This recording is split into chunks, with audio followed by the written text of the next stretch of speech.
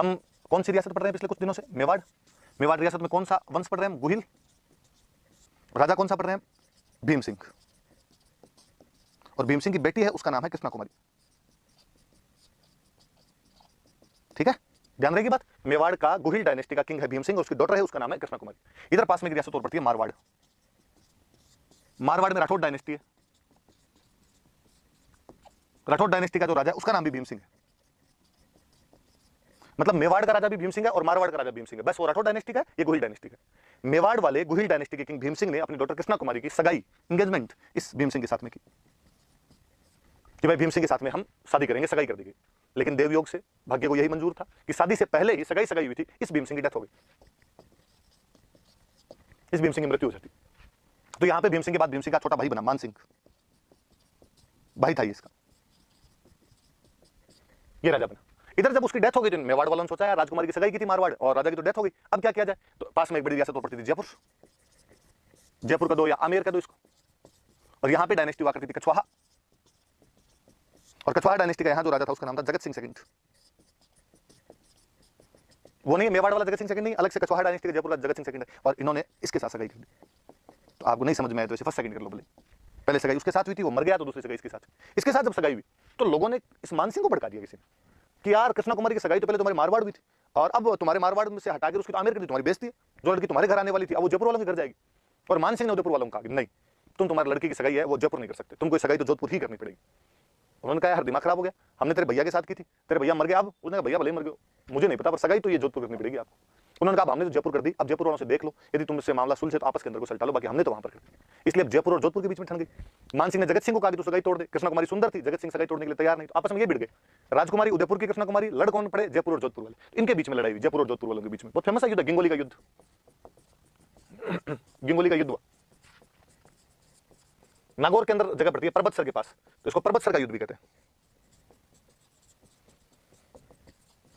1807 में किस किस के बीच में युद्ध हो रहा है? जगत सिंह और आपके मान सिंह के बीच में, याद रखना बोले।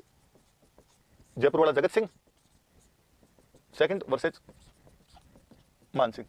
जयपुर जोधपुर के बीच में लड़ाई हो रही है। याद रखना है कि कृष्णा कुमारी के लिए कौन सा युद्ध हुआ था? गिंगोली का युद्ध हुआ था। गिंगोली का एक और नाम क्या था? पर्वतसर। कहां पर पड़ती है जगत? नागौर में। युद्ध कब हुआ था? 1807 में। किस किस के बीच में हुआ? तो जयपुर के जगत सिंह सेकंड और मारवाड़ के मान सिंह। कौन सी राजकुमारी के लिए? कृष्णा कुमारी के लिए। शुरुआती हमले में जगत सिंह तेज पड़ा और मान सिंह की सेना ऐसे भाग जाती है, और मान सिंह का जो मेहरानगढ़ का किला था वापस उसको वहां जाकर शरण लेनी पड़ी। जयपुर वालों ने किले को चारों तरफ से घेर लिया। क्या करे मान सिंह अंदर बैठा हुआ। तो मैं थोड़ा सा उसको मिटाई वापस और बताता हूँ बात। अब मान सिंह देख लो, वापस लिख देता हूँ इस युद्ध को। गिंगोली का युद्ध है या इसी का नाम है पर्वतसर का युद्ध। नागौर में जगह पड़ती है। किस किस के बीच में युद्ध हो रहा है? जगत सिंह सेकंड, कहां का राजा है? आमेर वर्सेज मान सिंह, और वो कहां का राजा है? मारवाड़। शुरुआत में मान सिंह हारता है, लेकिन बाद में मान सिंह एक बंदे को अपनी तरफ करता है, और मान सिंह की तरफ एक बंदा है अमीर खान पिंडारी। किसी टाइम में अमीर खान पिंडारी मराठों की तरफ से लड़ा करता था।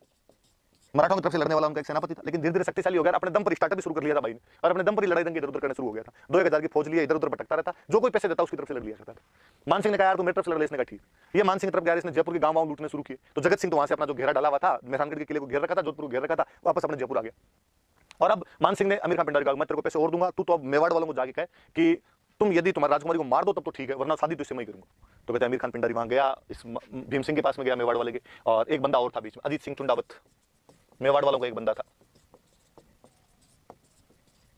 अजीत सिंह चुंडावत नाम का आदमी था। इस अमीर खान पिंडारी ने और इस अजीत सिंह चुंडावत ने, दोनों ने दबाव डाला भीम सिंह पे कि अब तो ये जो लड़ाई चल रही है इनके बीच की, ये तभी खत्म हो सकती है जब तुम अपनी बेटी को मार दो।